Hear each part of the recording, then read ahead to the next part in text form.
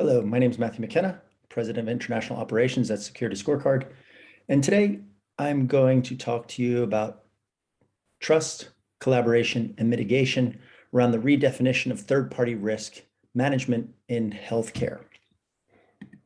Now, in our agenda today, we're going to talk about a couple of things. First, we're going to take a look at how COVID has transformed third-party cyber risk in healthcare. COVID has had a tremendous impact in, let's say, the short-timed evolution of how the industry is taking care of its patients. And second, we're going to look from a cybersecurity perspective, or what are commonalities among breach companies in the healthcare sector. So we've done a study of breach companies in the healthcare sector in 2020 compared to other industries, and we're going to share you some of those findings.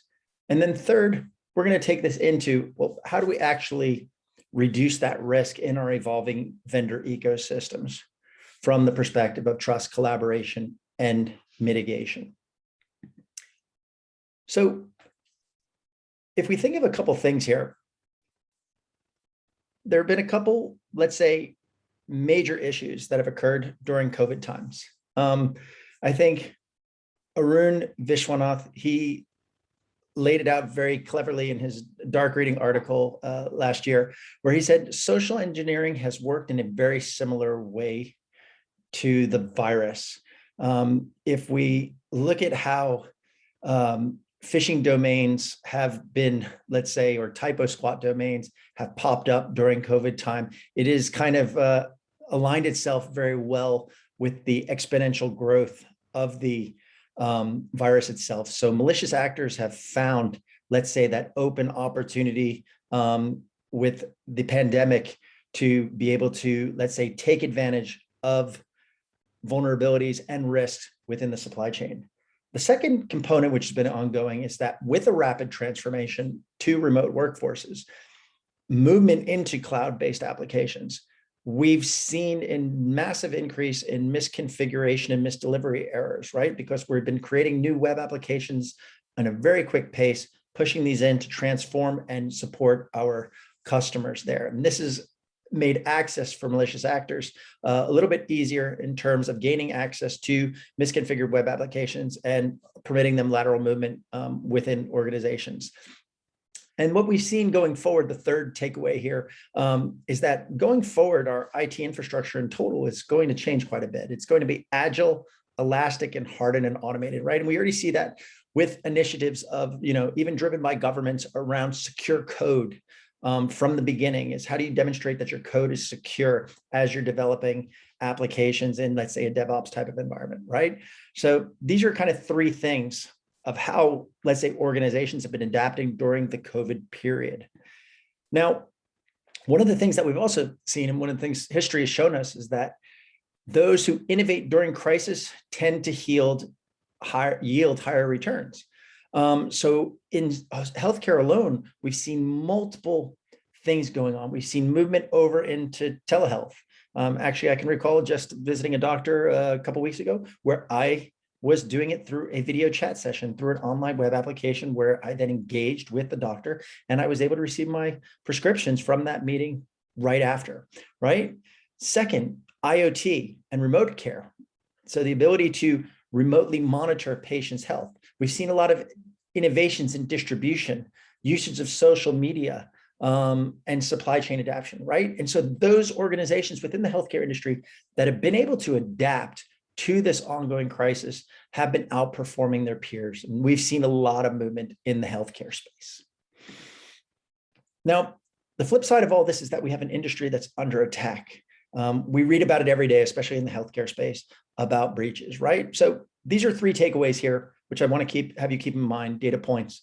First is that 25% of healthcare breaches are connected to a third party, either directly or indirectly. And 54% of healthcare vendors have experienced a data breach already. So this is really showing that the healthcare industry is under attack, right? And what are they going after? They're going after healthcare information, personal information, right? So 91% of these cyber attacks resulted in personal information theft that were attributed to the healthcare provider, right? So going after primarily healthcare information, but that's not the only thing that they're going after. if we take a look at what is the prize of protected healthcare information, there's a couple of areas here, and it covers across three different areas. If we think of healthcare organizations, they're providing services, they're providing products, they're providing finance. And we're seeing different aspects of what malicious actors are going after, with private healthcare information being that primary driver, but they're also going after IPR, right? Especially what we've seen with the creation of, let's say, vaccinations, therapeutics during the COVID time. There's been a lot of attacks driven based on finding out that information. This, of course, goes into other areas of healthcare as well. The other area is creating disruption, right? How to disrupt that supply chain for malicious purposes, right? So across these areas, we see a couple aspects here, right? And this thing on the right here, this little picture on the right here, shows us how closely our supply chain is interconnected, right? And so there is a famous American actor, Kevin Bacon, there at the top, and there's a game where basically people are asked to create a connection to Kevin Bacon, right? So if I said Tom Hanks, who many of us know, right? Tom Hanks was in Apollo 13 with Kevin Bacon. So they have a single degree of separation. They're basically in the same movie there, right? And the gist of it is that for every actor in the world, it doesn't matter how far you go, you'll be able to, within 6 steps, create a connection to Kevin Bacon. Now, if we look at Twitter, that degree of separation is 4.7 currently. Facebook, 3.5. Our global supply chain is actually connected through less than 3 degrees of separation. So it means that it is highly fragile, highly susceptible in respect to cyber attacks, and allowing that, let's say, movement similar to a virus when it comes to cyber attacks, right? And we see kind of our dependency on certain areas when it comes to our supply chain.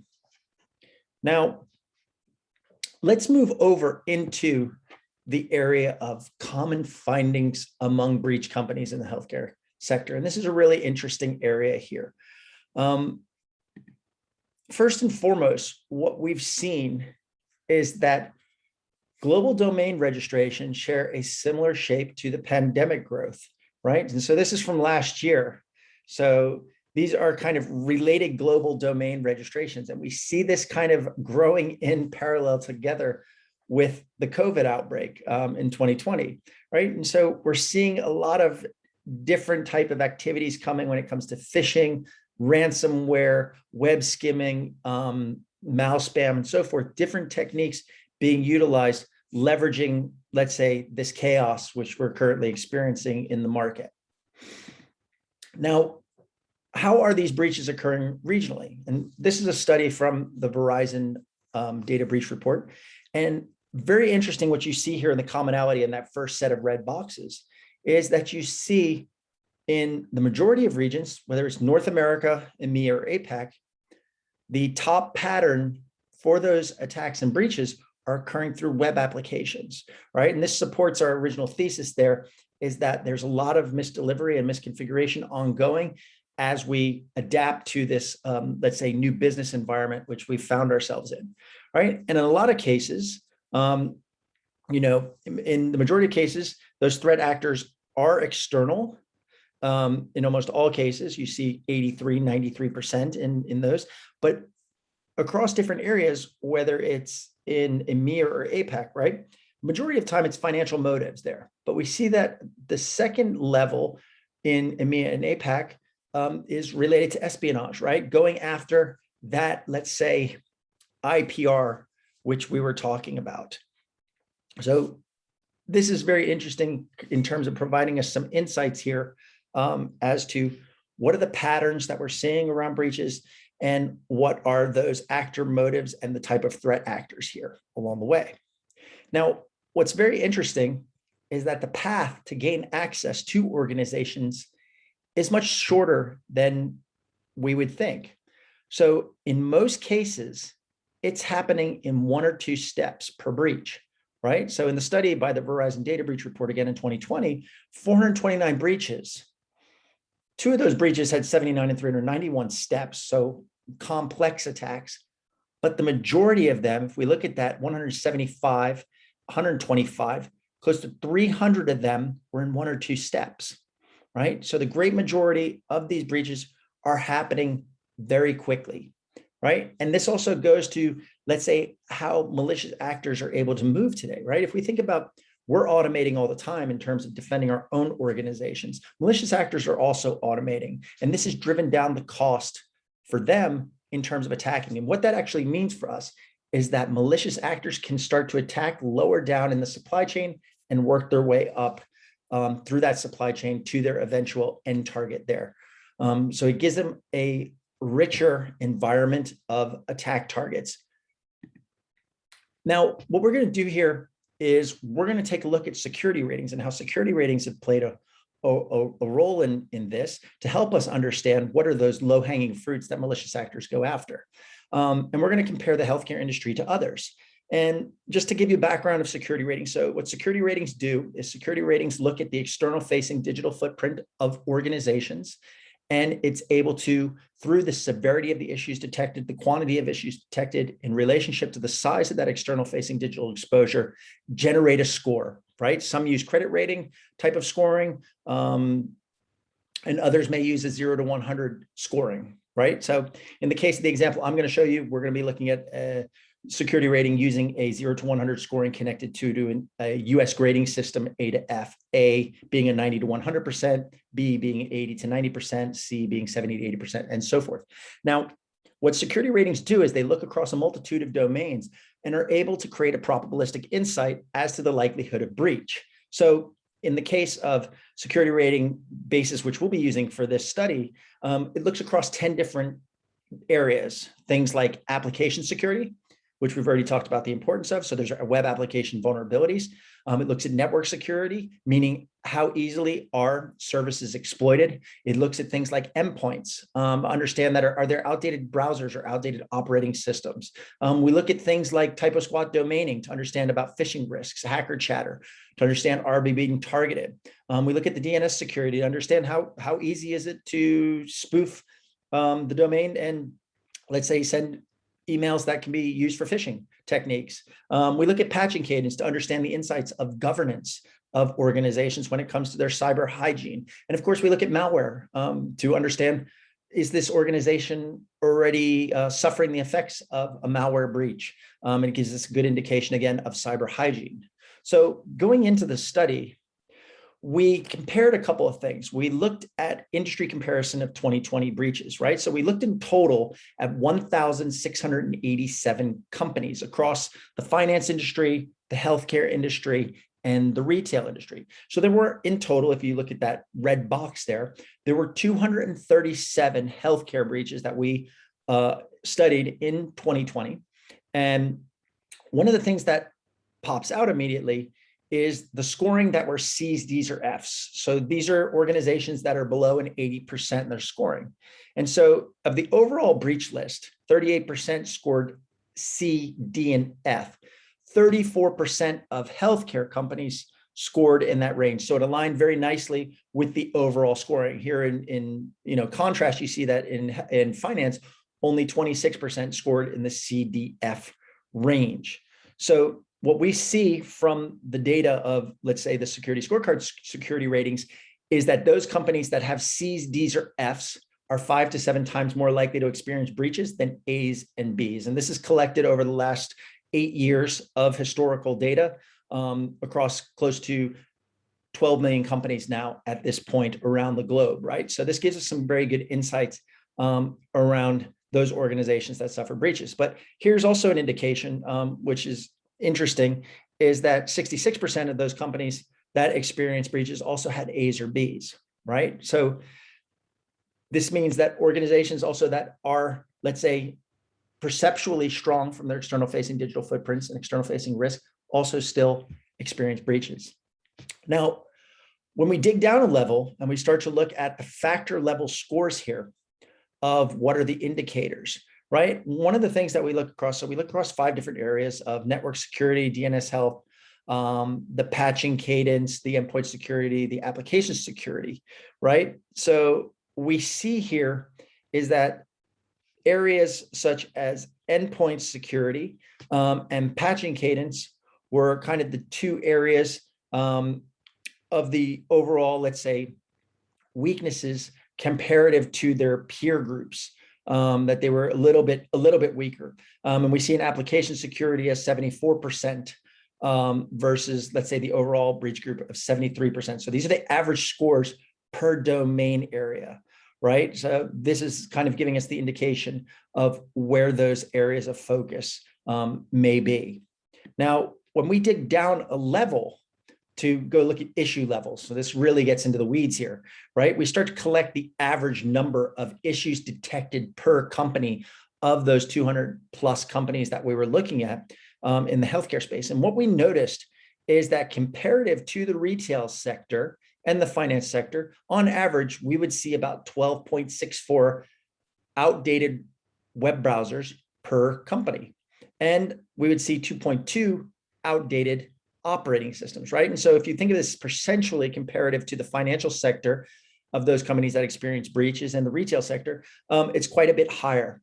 The same thing has to do with high-level patching cadence issues. So again, we see that healthcare was slightly higher than financial organizations and retail in that area. And then again, here, just to reiterate that, service vulnerabilities, high-level service vulnerabilities, again, the incident level was about 7.33 per breach company versus a financial company, which had about 3.49 and 6.77 in the retail, right? So these were the four areas that really stood out where healthcare companies were, let's say, slightly weaker, and kind of correlated back to that previous slide where their scores were also slightly weaker overall. And here you see, just kind of as an additional example, kind of that typo squat domaining where phishing's occurring. Here you see a little bit higher than the financial sector, but still slightly lower than the retail sector. So let's bring this together now and talk a little bit about the trust, the collaboration, and the mitigation of risk, and how do we reduce that risk in our evolving ecosystems under these considerations of what's going on in our business environment today. So many of the things that we hear from organizations around their challenges in third-party risk management project are as follows. First is, how do I continuously monitor my vendors? I just don't have time. I'm under-resourced. This is a very common concern that we hear, is third-party risk teams are, in many cases, they're under-resourced. The second is I have too wide of a vendor array to monitor and to assess. How do I get that under control? Third parties don't often want to be told is that, your cyber risk, it doesn't look good from the outside. We need you to do something about that. So these are kind of the common challenges that we hear when it comes to third-party risk management. And kind of what we're going to look at over the next couple of slides is, well, how can we address this in a methodical way to help us redefine how we manage our third-party risk, right? So when we think of our considerations, let's start here thinking of our supply chain, our vendor considerations, right? The first and foremost, what we need to understand is, do we require changes in this first step when it comes to the vendor and supply chain risk process, right? Probably now, with the way that the market is shifting and with the way healthcare has shifted, yes, we probably need to understand, are there the changes there? And probably, yes, there are changes that may be required. The second is to identify concentration risks, right? So when we talk about concentration risks, it means, in very simple terms, do I have all my eggs in one basket? Am I too reliant on a certain type of group of vendors for my business to run? Meaning, if that vendor is breached, will there be an impact, right? And a big thing we've seen evolving as part of the pandemic is evaluation of solvency plus cyber risk, meaning, is my vendor still going to be there? Are they financially solvent? And is there a connected cyber risk and correlation to that cyber risk there? The fourth piece has been creating contingency programs to build that chain resistance. And then the final piece, of course, is how do I communicate and engage with my vendors effectively as we kind of go through this transformation. Now, we built a framework when working with customers around how we manage vendor risk, right? And there's a couple components to this where you talk about the identification, meaning, do I even know who my vendors are? Can I classify them as the second step? Meaning, do I have them in a tiered risk approach, understanding what is that correlated impact should that vendor who's providing me services be breached, and I will indirectly or directly experience a breach as a result. Assessment is a third piece. Is, do I have a repeatable, let's say, looking for the right word here, a repeatable way that is reliable in terms of assessing my vendor landscape? Can I do it in a way over and over and get the same results? Predictable, that was the word I was looking for. Then collaboration is the next part, meaning how do I engage with my vendors when I detect something that concerns me, right? Communication process is probably the singular most important aspect in building out your third-party risk program, not just with your vendors, however, with those internal stakeholders as well, as even going all the way up to the board in terms of how we communicate cyber risk issues among the supply chain and our vendor landscape to our board. Then comes the mitigation of the risk, is how do I actually know what to focus on with my vendor, be able to reduce that risk, measure and track that risk, and then finally report that in a sensible way to the stakeholders in the organization. And the final piece is, how do I integrate this into my people, processes, and technologies within my organization, right? So the first thing that we like to do normally with organizations, and it's across each of those areas, right? And so this is just a snapshot, and there's a lot more to this, but due to time's sake, we can't show all those slides. But first thing we want to do is we want to assess the maturity of this vendor risk management program, right? And this helps build trust, not only with your own organization, but also with your vendors, right? So it means, what are the program characteristics? Do I even have a written program? Am I very mature? Is it evolving continuously? And then starting just with basics, like, do I have a third-party inventory? Yes, we have one. It's continuously updated. We have it in the system. This is how it gets updated. Or is it decentralized and it may be all over the place? And then kind of, how do we define those relationships with our third parties? Is it defined? Is there a repeatable process in place? Do we have internal risk managers for each supplier that we have along the way? Who owns those processes? And it's actually quite interesting to see within organizations how infrequently there's that ownership of vendors at that level, that they know where to go to when there is potentially an issue when it comes to cyber risk. And then on process, right? Do we have a repeatable process that allows us to consistently generate the same results when it comes to engaging with our vendors? So the first step really is assessing the maturity, having an honest assessment of where do we stand and where do we want to get to. The second most important piece is defining success metrics. What is it actually we're trying to achieve? And here's just a couple of examples, right? So in this case, there's three objectives that we want to achieve. One is we want to mature our vendor risk program. Second, we want to increase transparency. And three is we want to decrease the vendor risk of our ecosystem.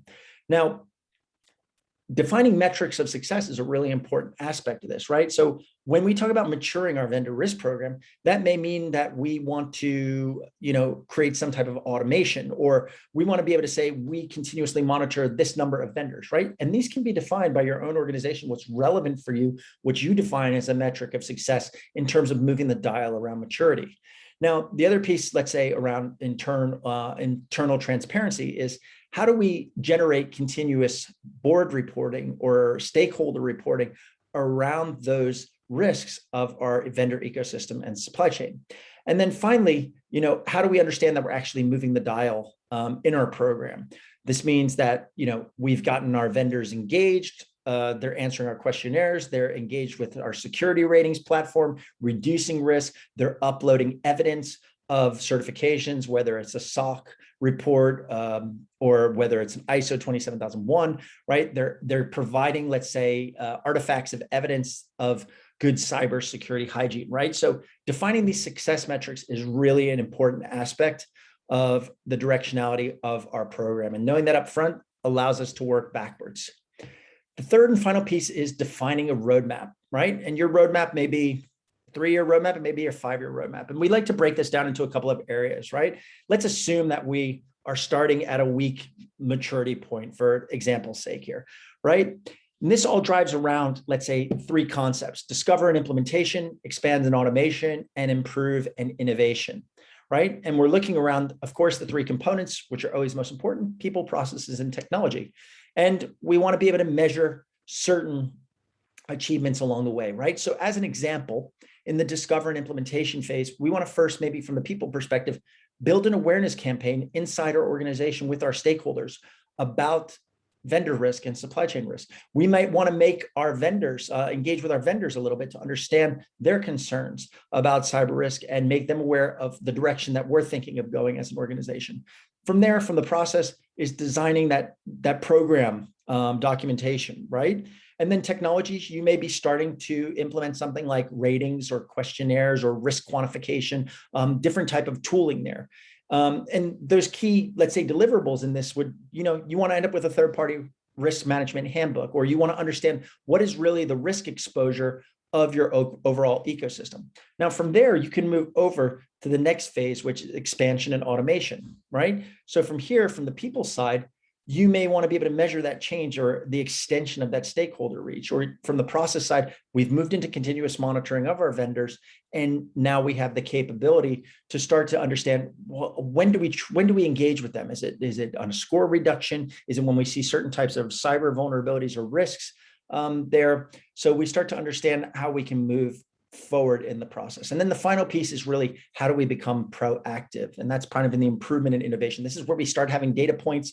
We've been monitoring vendors over an extended period of time, and we start to proactively know really what's the directionality of our vendor landscape and how to move the dial when it comes to reducing risk.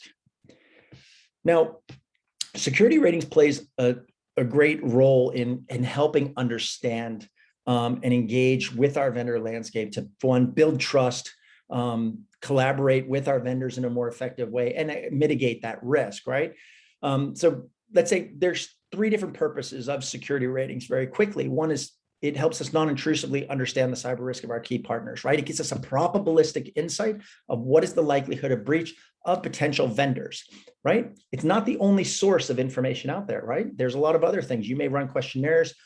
You may collect artifacts from your vendors. You may run occasional assurance tests, pen tests, things like that. It's one of many tools to help, let's say, engage with our vendors in a sensible way.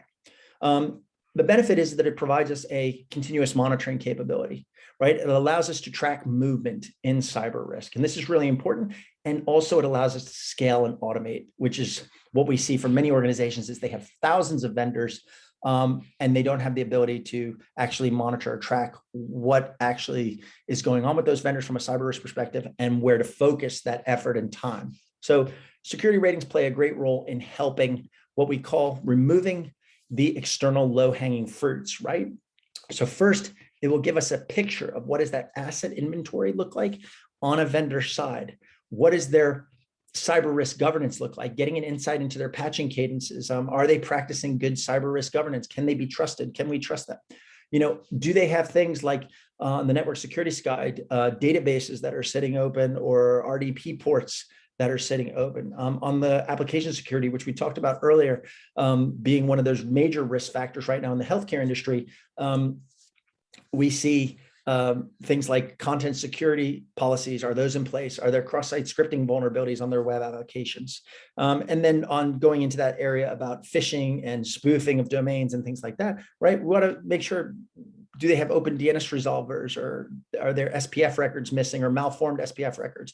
And this relates itself and correlates itself nicely to typo squatting trends, which we'll see related to organizational domains. And then from endpoint security perspective, right? We've done a major transition over to working from home. We want to understand, are those web browsers, are those operating systems all basically kept up to date?